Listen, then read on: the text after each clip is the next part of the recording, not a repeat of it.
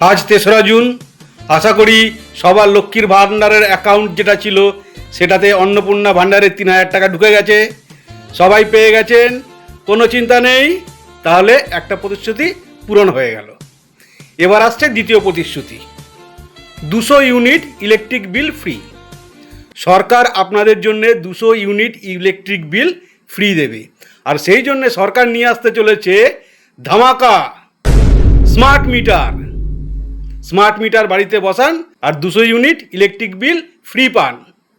কিন্তু দাদা, স্মার্ট মিটারে সরকার কিভাবে ইলেকট্রিক বিল 200 ইউনিট ফ্রি দেবে? আরে আপনি না বেশি বকবক করেন, বুঝলেন তো?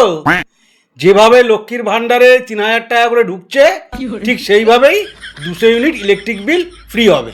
তাছাড়া এত আপনারা ফ্রি ফ্রি করেন কেন মশাই?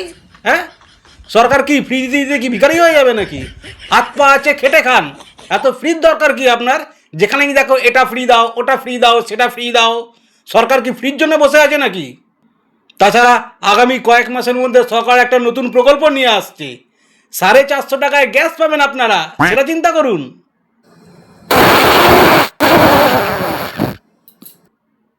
এটা কি হলো?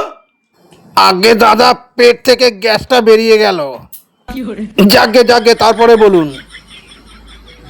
হ্যাঁ, তারপরে সরকার আরেকটি প্রকল্প আনছে, সেটা হচ্ছে প্রেগনেন্সির সময় মেয়েদের 21,000 টাকা করে দেওয়া হবে। হ্যাঁ, এইটা ভালো প্রকল্প।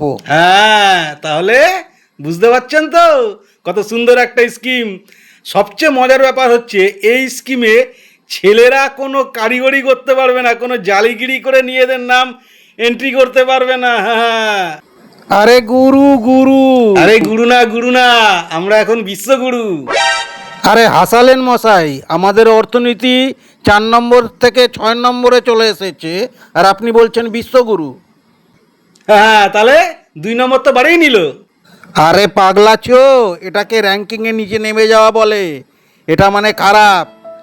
আর দেশে চাকরি নেই, অর্থনীতি ধুঁকছে, টাকার দাম দিনে দিনে পতন হচ্ছে টাকার দামে। সর্বভারতীয় নিট পরীক্ষায় প্রশ্নপত্র ফাঁস হয়ে যাচ্ছে। দেশে এখনও কয়েক কোটি মানুষ দারিদ্র্য সীমার নিচে বসবাস করে। দেশে কোনো কাজ হচ্ছে না, আর শুধুমাত্র দিনে দিনে পেট্রোল আর ডিজেলের দামটাই শুধু বেড়ে যাচ্ছে। হ্যাঁ, তাহলে একটা জিনিস তো বাড়ছে, পেট্রোল ডিজেলের দাম, সেটা তো বাড়ছে। যে জিনিসটা বাড়ছে, যে জিনিসে আমরা সেরা হব, সেটাও আপনাদের গাত্রদাহ হচ্ছে। শালার হার হাওয়াতে পাগলাচো, তোকে শালা বোঝানো যাবে না। তুই শালা গোবর খা। শালা গোবরখোর কেন বলে গেল?